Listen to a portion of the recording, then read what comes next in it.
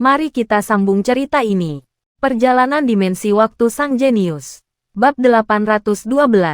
Mereka semua tahu Wira ditahan oleh Raja Bakir di ibu kota.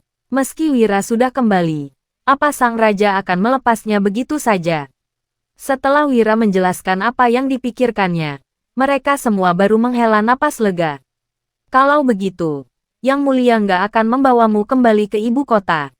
Ya, kalau begini, kita bisa tenang. Semua orang pun kembali ke rumah mereka masing-masing dengan hati lega. Meskipun ada banyak hal yang ingin mereka katakan, Wira baru saja pulang. Semuanya ingin memberi kesempatan Wira melepas rindu pada ketiga wanita tercintanya. Sayang, apa kamu lapar? Aku akan memasak untukmu, ujar Wulan. Tuan Wira, aku juga akan membantu Kak Wulan, kata Dian. Aku juga ikut, timpal Dewina. Setelah mereka semua orang pergi, ketiga wanita itu menjadi gugup. Hahaha, aku sudah lama nggak makan hotpot, kita makan itu saja. Jadi kalian juga nggak perlu repot, ujar Wira. Hotpot adalah hidangan paling simpel, cukup cuci sayuran dan lauk pauknya, lalu tinggal dituangkan ke panci di atas api dan sajikan. Tak lama kemudian, ketiga wanita itu sudah menyiapkan semeja penuh hidangan mewah. Melihat Wira makan dengan lahap, ketiga wanita itu tersenyum senang. Saat ini, suasana hati mereka sangat baik. Kenapa kalian cuma menatapku? Kalian gak ikut makan? Tanya Wira tersenyum. Mata Wulan memerah lagi. Lalu dia berkata dengan lirih, sayang, kamu pasti menderita di luar sana. Wira sontak menggeleng dan berujar, kamu salah. Walaupun pergerakanku dibatasi di istana, Raja memperlakukanku dengan baik.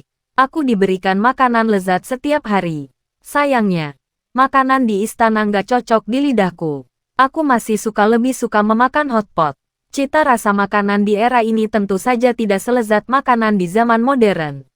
Wira masih tidak bisa melupakan rasa makanan di dunia asalnya. Penganan di istana memang kelihatannya enak, tetapi Wira hanya mencicipi sekadarnya. Jika harus memberi penilaian jujur, dia tetap tidak puas. Usai makan, Wira memandang ketiga wanita yang dikasihinya. Mereka balas memandang Wira dengan wajah tersipu. Tidak tahu harus berkata apa. Anu sayang, karena kamu sudah pulang, mari kita atur pernikahanmu dengan Dewina dan Dian, ujar Wulan. Setelah semua masalah berlalu, Wulan pun menerima keduanya dengan tulus hati. Apalagi, praktik poligami di zaman ini sangatlah normal. Di samping itu, Wulan juga istri yang patuh pada suami. Jadi, tentu saja dia tidak keberatan jika Wira menikah lagi. Dia tidak mungkin membiarkan kedua wanita itu mengikuti Wira tanpa status yang jelas. Jika demikian, ketulusan mereka pada Wira akan sia-sia. Kalian benar-benar ingin menikah denganku? Tanya Wira dengan gembira. Dian hanya mengangguk dengan wajah tersipu. Begitu pula Dewina. Wira berkata sambil tersenyum. Oke, kalau gitu, kita cari hari yang baik untuk menikah. Wulan, aku belum pernah memberimu pernikahan yang megah. Kebetulan, kita bisa mengadakan pesta pernikahan bersama yang besar kali ini. Saat menikahi Wulan, resepsi pernikahan mereka sangat sederhana. Wira sangat menyayangkan hal itu. Dia yakin Wulan juga merasakan hal yang sama. Setelah kembali kali ini, Wira tidak berencana untuk keluar lagi. Dia ingin memberikan pernikahan megah bagi tiga wanita yang mencintainya dengan tulus. Aku, ujar Wulan dengan ekspresi terkejut. Kita sudah menikah. Nggak perlu lagi. Wira menggeleng dan berujar. Mana boleh begitu. Kamu sudah lama menemaniku. Tapi aku selalu menyusahkanmu. Sekarang, kehidupan kita sudah lebih baik. Aku harus menebus perlakuan burukku padamu. Jadi, kamu nggak boleh menolak. Bab 813. Mendengar ini, Wulan merasa sangat bahagia. Dia berkata sambil tersenyum. Sayang, kamu selalu baik padaku. Aku nggak pernah merasa diperlakukan dengan buruk. Setelah makan malam berakhir, matahari sudah hampir tenggelam. Dian dan Dewina kembali ke kamar mereka dengan pengertian. Meskipun mereka sangat merindukan Wira, mereka tidak mungkin merebut pria itu dari Wulan malam ini. Apalagi, mereka belum menikah. Jadi, mana mungkin mereka boleh meminta untuk tidur bersama Wira. Malam itu, Wulan berbaring di ranjang dengan wajah merona. Wira memandangi istrinya yang cantik dan merasakan kerinduan yang kuat. Sayang, aku siap kalau kamu mau. Aku bersedia. Lirih Wulan. Wira menarik napas dalam-dalam. Dia benar-benar ingin melakukannya. Tetapi dia justru berkata, sayang, kurasa lebih baik kita tunggu sampai malam pengantin. Aku ingin memberimu pernikahan yang baru. Jadi aku nggak masalah biarpun harus menunggu beberapa hari lagi.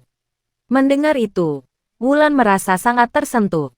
Namun, dia tiba-tiba tertawa dan berkata, kamu akan menikahi 3 orang sekaligus.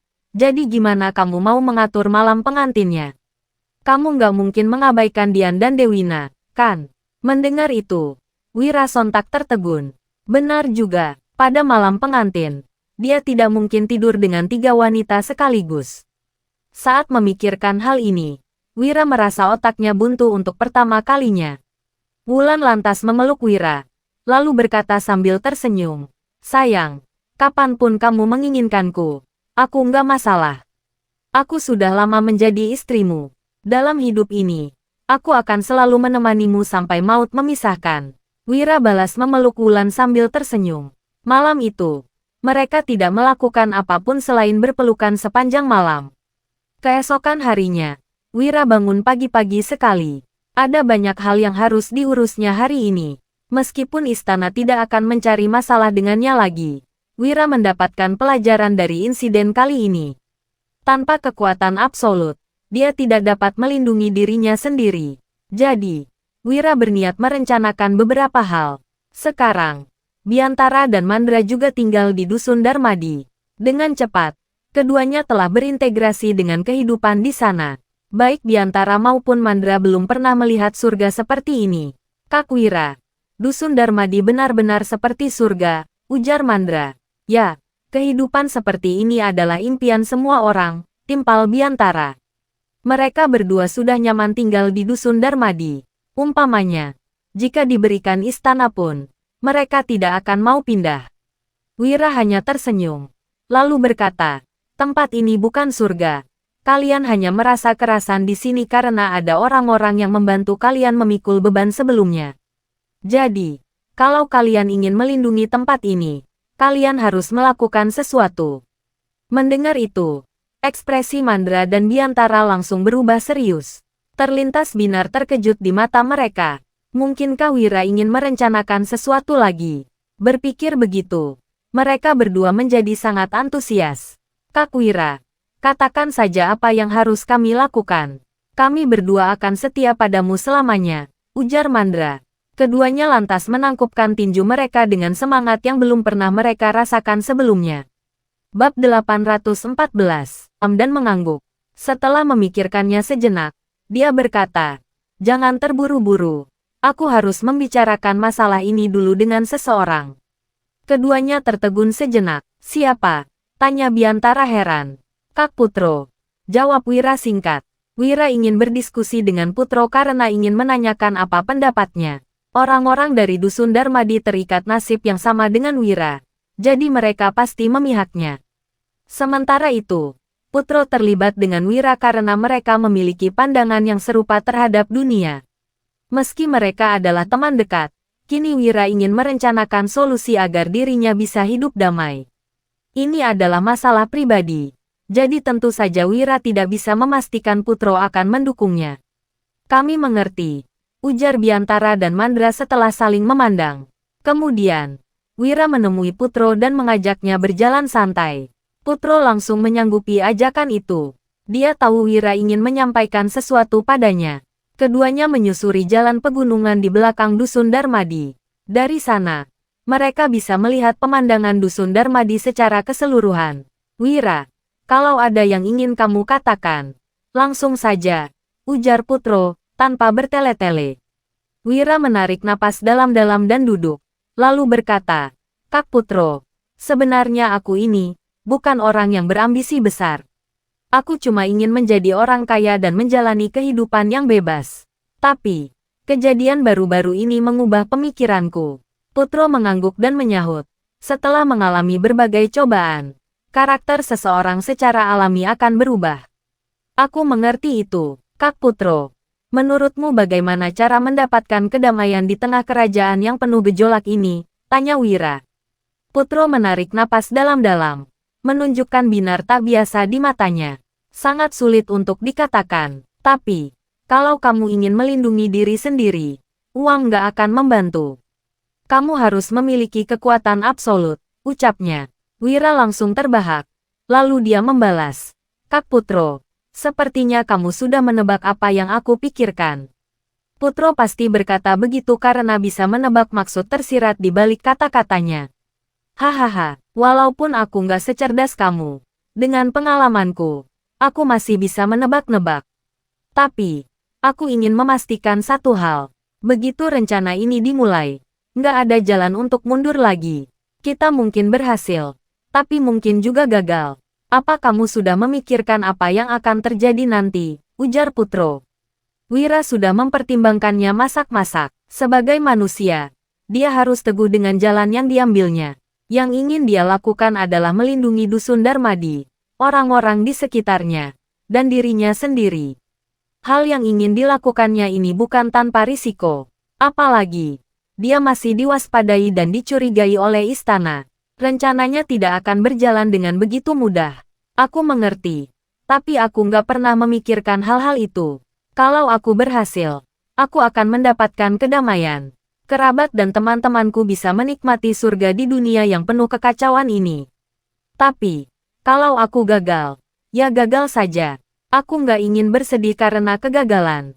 Yang ku tahu, aku akan berusaha sebaik mungkin, ujar Wira. Putro langsung mengangguk. Meskipun dia belum pernah mendengar janji apapun dari Wira, dia sangat mengenal Wira. Pria itu bukanlah orang yang akan sembarangan mengumbar janji. Jika Wira ingin melakukan sesuatu, dia hanya akan mengusahakan yang terbaik.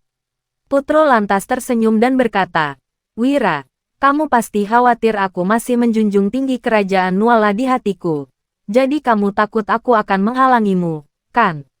Wira memang berpikir begitu. Bagaimanapun, dia tidak ingin merusak hubungannya yang sangat baik dengan Putro. Orang lain tidak akan keberatan dengan rencana Wira kali ini. Hanya pendapat Putro satu-satunya yang tidak bisa dipastikan oleh Wira. Bab 815. Adapun Yuda, Wira tidak memusingkannya sekarang. Posisinya saat ini sudah cukup aman.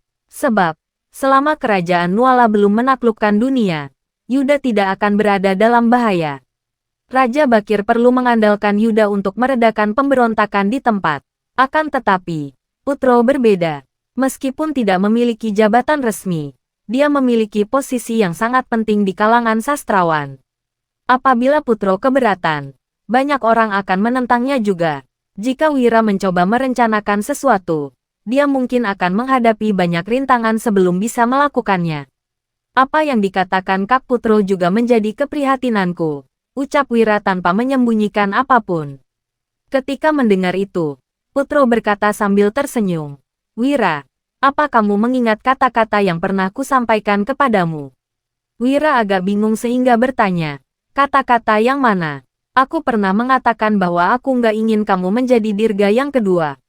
Usai mengatakan ini, Putro lagi-lagi tersenyum dan berkata dengan lembut, aku tahu jelas apa yang harus kulakukan. Jangan khawatir. Wira kerajaan Nuala bukan hanya milik Raja Bakir, tapi juga milik rakyat.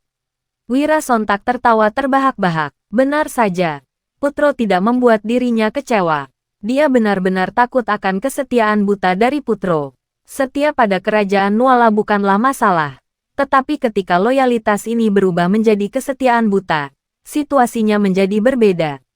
Setelah Putro mengucapkan kata-kata tersebut, dia langsung pergi. Wira mengambil napas dalam-dalam. Dengan demikian, dia pun bisa mulai merencanakan langkah-langkah berikutnya.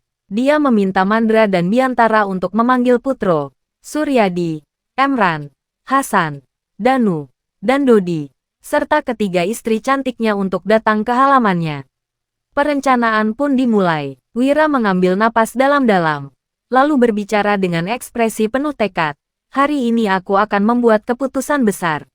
Aku harap kalian semua bisa memberikan dukungan sepenuh hati. Saat melihat ekspresi Wira, beberapa orang yang tidak tahu apa-apa itu tampak sangat bingung. Wira pun menjelaskan, Dusun Darmadi adalah rumah kita. Setelah insiden ini, aku menyadari sebuah pelajaran. Tanpa kekuatan mutlak, kita nggak akan bisa melindungi tanah air kita. Jadi apa yang ingin kulakukan selanjutnya mungkin akan dituduh memberontak kerajaan Nuala. Apakah kalian bersedia untuk menjaga Dusun Darmadi bersamaku? Perkataan Wira membuat semua orang terkejut.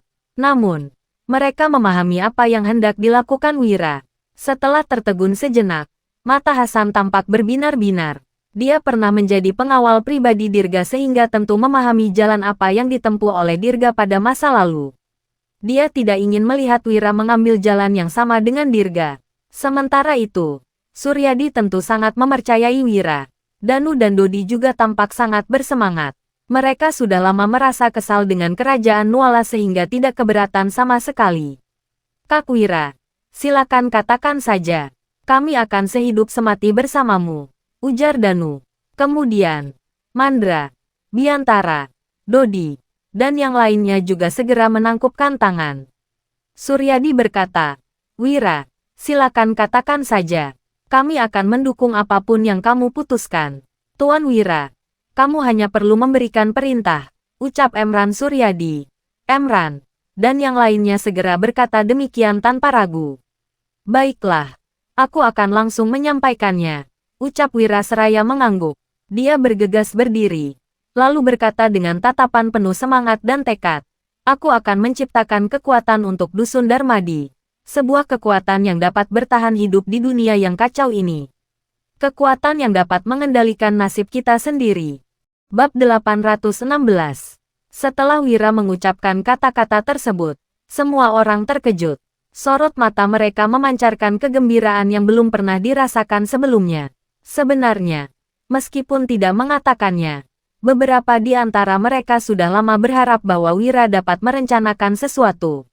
Sebab, saat ini situasi dalam kerajaan Nuala benar-benar buruk. Bahkan rakyat juga menderita. Sulit untuk mendukung semuanya bila hanya mengandalkan kerajaan Nuala. Apabila benar-benar terjadi perang, kemungkinan seluruh kerajaan Nuala akan hancur. Pada saat itu, mereka akan membutuhkan kekuatan untuk melindungi tanah air mereka. Semua orang menatap Wira dengan penuh harap dan menantikan rencananya. Wira juga tidak menunda waktu dan segera berkata, langkah pertama, kita perlu membuat jaringan mata-mata dan menempatkan pengintai di berbagai tempat dalam kerajaan Nuala. Bahkan di wilayah kerajaan Agrel, kerajaan Monoma, dan kerajaan Soka. Kita perlu menguasai informasi di seluruh negeri. Hanya dengan cara ini, kita baru bisa selalu siap sedia. Ini juga hal terberat yang harus kita lakukan sekarang. Biantara aku ingin kamu yang mengurus hal ini. Apakah kamu bersedia? Usai berkata demikian, Wira pun menatap ke arah Biantara. Orang ini sangat pintar. Bukan hanya itu, dia juga memiliki keterampilan yang diperlukan sehingga Wira merasa sangat percaya padanya. Di antara orang-orang ini, hanya Biantara yang pernah memegang kekuasaan besar dan tahu bagaimana memilih orang yang pantas. Kala itu, jika bukan karena kecurigaan Raja Araria terhadap Biantara, mungkin penyelesaian masalah kerajaan Agrel akan ditunda lebih lama lagi. Bisa dikatakan bahwa di antara semua lawan yang pernah dihadapi oleh Wira, Biantara adalah yang paling cerdas dan sulit dihadapi. Biantara tidak menyangka bahwa Wira akan memberikan tugas penting ini kepadanya. Itu adalah jaringan mata-mata, sebuah kekuatan yang benar-benar dapat mengubah situasi pertempuran. Kepercayaan Wira membuatnya sangat bersemangat. Biantara pun segera mengangguk. Dia sontak berdiri dan berkata, karena Kak Wira percaya padaku, aku tentu bersedia. Kita sama sekali nggak memiliki persiapan untuk jaringan mata-mata. Kamu harus memulainya dari nol. Itu benar-benar sangat sulit. Jadi kamu akan menghadapi tantangan yang besar, ucap Wira dengan jujur. Apa yang dikatakan oleh Wira memang benar. Baik dari segi kekuatan militer maupun keuangan, dia memiliki beberapa persiapan. Namun, jaringan mata-mata adalah sesuatu yang baru akan dimulai dari awal. Itu merupakan sebuah tantangan besar. Jadi Wira hanya bisa mempercayakan tugas ini pada Biantara. Aku mengerti. Jangan khawatir, Kak Wira.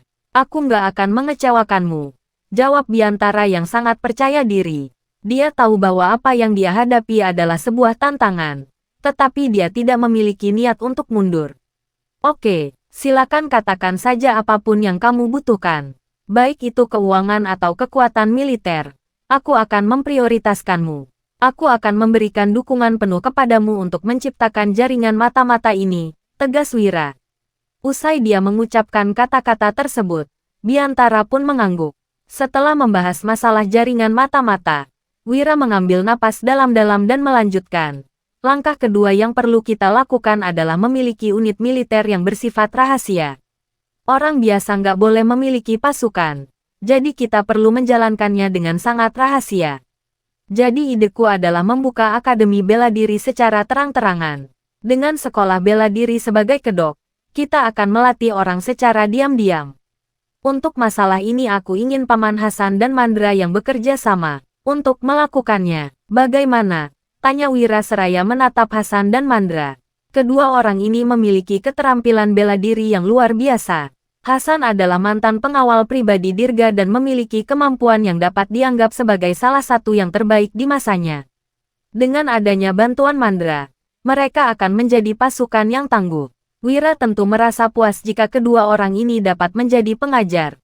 Ketika Hasan dan Mandra mendengar ini, mereka juga tidak ragu sama sekali. Mereka segera menyatakan dukungan mereka dengan tekad yang sama. Jangan khawatir, Wira. Aku tahu bagaimana melakukannya, ucap Hasan. Kak Wira, aku nggak akan mengecewakanmu, ujar Mandra. Mendengar perkataan mereka, Wira pun mengangguk dan berkata sambil tersenyum. Pengoperasian sekolah seni bela diri akan menjadi awal yang baru, tapi yang paling penting adalah menjaga keselamatan. Bab 817. Setelah dua masalah besar teratasi, tugas selanjutnya adalah hal-hal yang lebih sederhana. Selain itu, kita harus fokus pada persiapan perang, ekspansi penuh, dan pembangunan fasilitas produksi. Tugas ini akan kuserahkan kepada Paman dan Tuan Emran. Aku akan memberikan rancangan yang lebih rinci, jelas Wira. Suryadi adalah orang yang benar-benar dipercayai oleh Wira, sementara Emran adalah seseorang yang sangat tertarik dengan teknologi dan alat-alat canggih. Apabila ditangani oleh mereka berdua, Wira yakin bahwa mereka pasti bisa membangun pusat persenjataan yang kuat. Semua persenjataan akan diproduksi dan dipasok dari sini. Dengan demikian, Wira pun bisa merasa tenang. Emran dan Suryadi saling memandang dan mengangguk. Mereka merasa bahwa tugas ini tidak terlalu sulit. Yang terakhir adalah tentang aliansi dagang kita. Aku akan mengurusnya sendiri. Sementara ketiga istriku akan membantu mengelola keuangan. Usai Wira mengatakan itu, dia pun tersenyum pada Wulan dan kedua istri lainnya. Wajah ketiga wanita itu sontak memerah. Mereka berdiri untuk memberikan salam sembari menjawab, "Baiklah, semua urusan dasar telah ditetapkan." Saat ini, Wira telah memiliki beberapa rencana dalam pikirannya. Sebuah gambaran besar akhirnya mulai terbentuk juga. Hal yang paling sulit adalah jaringan mata-mata yang akan dibangun oleh Biantara. Bagaimanapun itulah bahaya yang sebenarnya. Namun, dengan adanya bantuan Biantara, Wira masih cukup percaya dengan tingkat keberhasilannya. Terakhir, aku membutuhkan bantuan Kak Putro. Meski aku adalah ketua asosiasi perdamaian, banyak hal yang masih membutuhkan bantuan Kak Putro, ucap Wira seraya menatap Putro. Pria itu tentu memahami maksud Wira. Walaupun kelompok sastrawan ini tampak tidak berguna sekarang, begitu ada rencana yang benar-benar akan dilakukan, mereka pasti akan mencapai hasil yang tak terduga. Meskipun merupakan kekuatan di dunia persilatan, mereka memiliki pengaruh yang cukup besar dalam urusan keputusan politik di istana. Ini sudah cukup, aku mengerti, jawab Putro seraya mengangguk. Dia tahu apa yang harus dilakukan. Sebagai mantan ajudan Dirga, ini adalah hal yang mudah bagi Putro.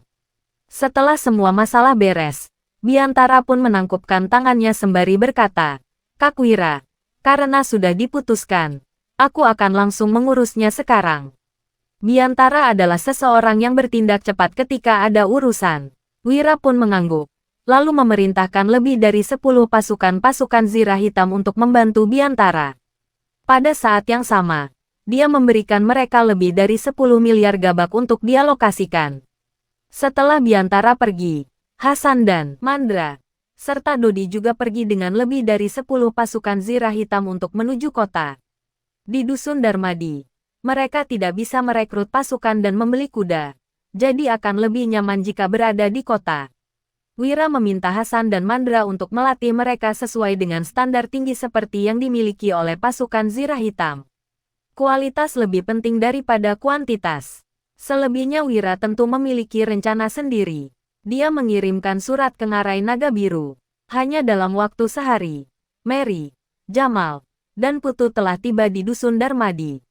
Ketika melihat Wira kembali, meski Mary tidak mengatakan apa-apa, dia sangatlah gembira di dalam hatinya. "Huff, aku pikir kamu nggak akan bisa keluar lagi." Ini adalah kata-kata pertama yang diucapkan oleh Mary ketika melihat Wira. Raut wajahnya tampak sangat merendahkan. Putu dan Jamal tidak tahu harus berkata apa. Padahal, ketika berada di Ngarai Naga Biru, Mary tampak sangat khawatir. Namun, kini dia malah mengucapkan kata-kata seperti itu. Entah apa yang dipikirkan oleh gadis ini. "Apa kalian tahu kenapa aku meminta kalian kemari?" tanya Wira. Saat mendengar pertanyaan Wira, Putu tampak sangat bersemangat sehingga menjawab, "Tuan Wahyudi, aku tahu." Hari yang ditunggu-tunggu olehnya akhirnya tiba juga. Dia tahu bahwa Wira memanggil mereka hari ini. Pasti bukan untuk mengobrol, melainkan untuk menyelesaikan masalah di dunia. Selesai di bab ini, pantun hamba murah sahaja dengarkan. Pupuklah semangat menjadi kuat, ke arah kemajuan puncak singgasana. Berfikirlah dahulu sebelum dibuat, tanda seseorang yang bijaksana. B. Sambung.